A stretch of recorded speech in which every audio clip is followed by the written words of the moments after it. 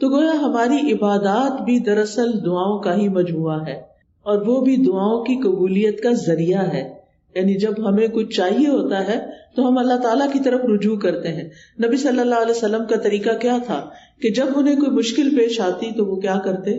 نماز کے لیے کھڑے ہو جاتے اور نماز میں پھر دعا کرتے، اللہ تعالیٰ سے مدد مانگتے.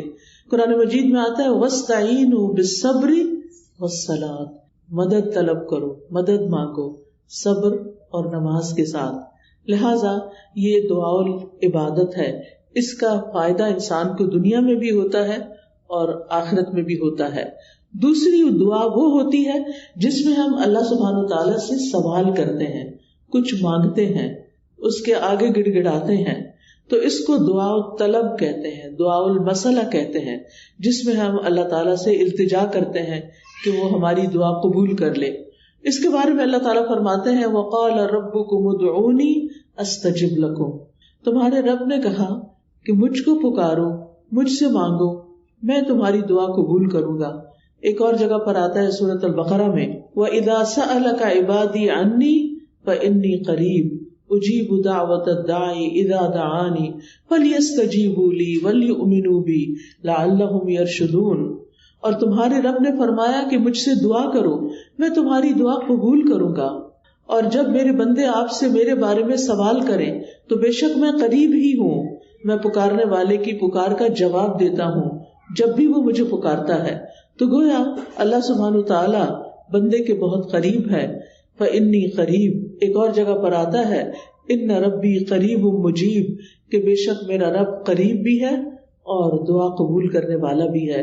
لیکن دعا کی قبولیت کے لیے کیا کرنا چاہیے؟ فَلْيَسْتَجِيبُوا لِي وَلْيُؤْمِنُوا بِي لَعَلَّهُمْ يَرْشُدُونَ.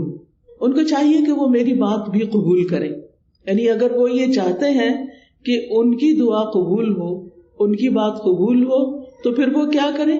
وہ میری بات قبول کریں، میرے احکامات کو بھی قبول کریں. تو گویا اللہ تعالیٰ کی اطاعت بہت بڑا ذریعہ ہے دعاؤں کی قبولیت کا. اور پھر اسی طرح وَلْيُؤْمِنُوا بِي، مجھ پر اعتماد کریں، ایمان رکھیں، یعنی دعا کرتے رہیں. جب اس کی قبولیت کا وقت ہوگا، جب وہ واقعی قبول ہونی چاہیے، اس وقت وہ دعا قبول ہو جائے گی. اس لیے مایوس نہ ہو، اعتماد رکھیں، ایمان رکھیں، یقین رکھیں. لعلہم یرشدون، تاکہ وہ بھلائی پائیں، ہدایت پائیں.